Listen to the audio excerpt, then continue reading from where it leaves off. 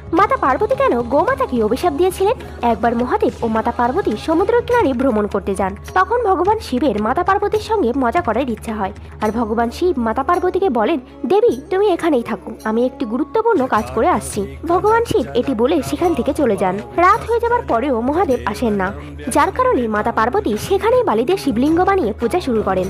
তবে মহাদেব সবকিছু লুকিয়ে দেখছিলেন, কিন্তু সামনে আসেন না।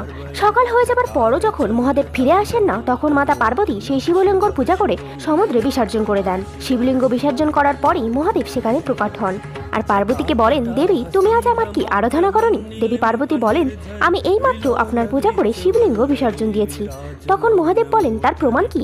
তখন মাতা পার্বতী একটি গরুকে দেখিয়ে বলেন, এই গরু আমার সঙ্গে কাল থেকে এখানেই আছে, এই গরুটিকে আপনি জিজ্ঞাসা করতে পারেন।